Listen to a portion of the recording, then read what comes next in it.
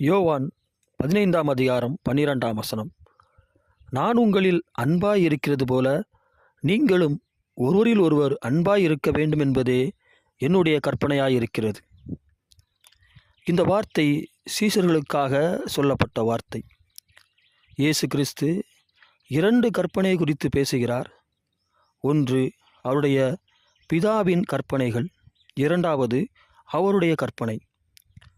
இயேசுவுடைய கற்பனை என்ன என்பதைத்தான் யோவான் 15:12 சொல்கிறார்.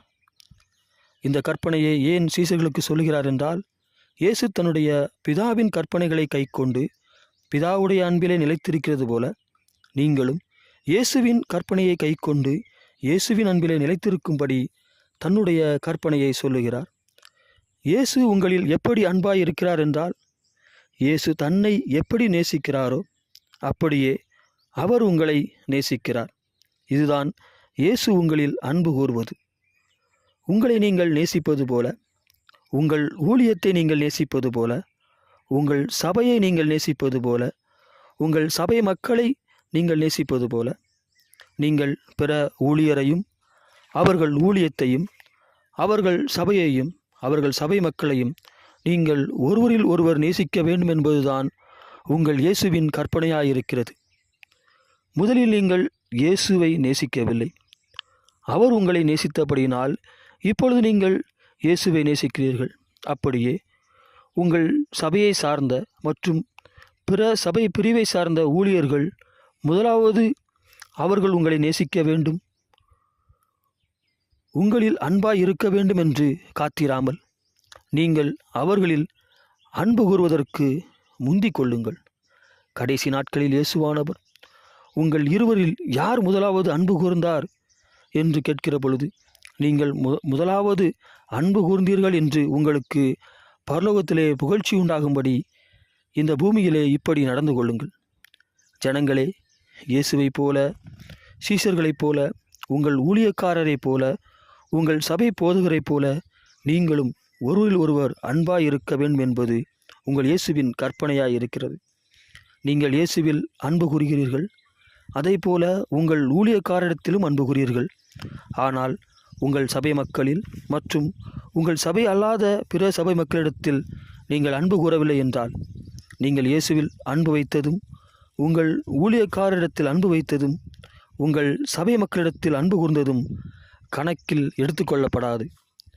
இயேசு கிறிஸ்து உங்களை தெரிந்து கொண்டது அவர் உங்களில் அன்பு கூர்ந்ததினால் நிகழ்ந்தது. இயேசு கிறிஸ்து உங்களை தெரிந்து கொண்டது அவர் உங்களில் அன்பு கூர்ந்ததினால் நிகழ்ந்தது. நீங்கள் கிறிஸ்தவ குடும்பத்தில் பிறந்து கிறிஸ்தவரானது, அல்லது நீங்கள் கிறிஸ்துவை ஏற்றுக்கொண்டது இயேசு உங்களில் அன்பு கூர்ந்ததினால் நிகழ்ந்தது. நீங்கள் தவறு செய்தும் நீங்கள் கீழ்ப்படியாமல் போனதும் இயேசு உங்களில் அன்பு கூர்ந்ததை விட்டுவிடவும் இல்லை. தான் உங்கள் மேல் வைத்த அன்பை மறக்கவும் இல்லை. நீங்கள் தவறு செய்தவுடன், நீங்கள் கீழ்ப்படியாமல் போனவுடன் இயேசு உங்களில் அன்பு கூர்ந்ததை விட்டுவிடவும் இல்லை. தான் உங்கள் மீது வைத்த அன்பை மறக்கவும் இல்லை. ஏனென்றால் அவர் உங்களை தன் முழு இருதயத்தோடும் தன் முழு ஆத்மாவோடும் தன் முழு பலத்தோடும் உங்களில் இயேசுவானவர் அன்பாய் இருந்தார். அப்படியே நீங்களும் ஒருவரில் ஒருவர் அன்பாய் இருக்க வேண்டும் என்பது இயேசுவின் கற்பனையாயிருக்கிறது. நீங்கள் இயேசுவுக்காக அநேக ஊழியங்கள் செய்வீர்கள் என்றும், அவருடைய சமூகத்தில் எப்பொழுதும் தரித்திருப்பீர்கள் என்றும், பரிசுத்தமுள்ளவர்களாய் இருப்பீர்கள் என்றும், அதிகம் கொடுக்கிறவர்களாய் இருப்பீர்கள் என்றும் நீங்கள் பிறப்பதற்கு முன்னே உங்களை அறிந்து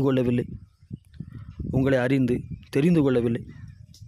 நீங்கள் எப்படி இருந்தாலும் உங்களை நேசிக்க வேண்டும் என்று முடிவு செய்து உங்களை நேசிக்கிறார். நீங்கள் எப்படி இருந்தாலும் உங்களை நேசிக்க வேண்டும் என்று முடிவு செய்து உங்களை நேசிக்கிறார். இப்படித்தான் இயேசு உங்களில் அன்பாயிருக்கிறார். பிறருடைய தகுதியின் அடிப்படையில், பிறருடைய குணத்தின் அடிப்படையில், பிறருடைய செயலின் அடிப்படையில் மற்றவர்களிடத்தில் அன்பாயிராமல் பிறரை நேசிக்க வேண்டும் என்று முடிவு பரியந்தம் அன்பாயிருங்கள். பிறரை நேசிக்க வேண்டும் என்று முடிவு பரியந்தம் அன்பாயிருங்கள்.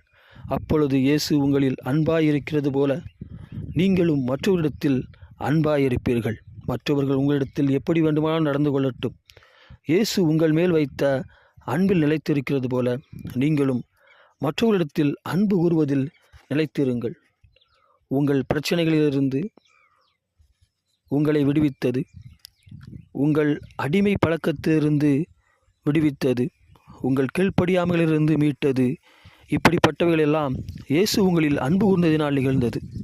நீங்கள் ஆசீர்வதிக்கப்பட்டு இருப்பதும், நீங்கள் பெருகுவதும், நீங்கள் நன்றாயிருப்பதும், இப்படிப்பட்டவைகளெல்லாம் இயேசு உங்களில் அன்பாய் இருந்ததினால் நிகழ்ந்தது.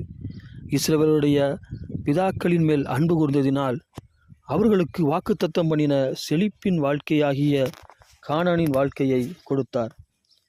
இப்படி போல பின்னாட்களில் இயேசுவானவர் உங்கள் சந்ததிகளுக்கு அந்நாட்களில் உங்கள் பேரில் வைத்த அன்பை நினைவு கூர்ந்து உன் சந்ததியை ஆசீர்வதிப்பார். உங்களுக்கு கொடுக்கப்பட்ட வாக்குத்தத்தம் எவ்வளவோ அவ்வளவும் இப்பொழுது நிறைவேறாவிட்டாலும் நிச்சயம் பின்னாட்களில் உங்கள் சந்ததிக்குள் நிறைவேறியே தீரும்.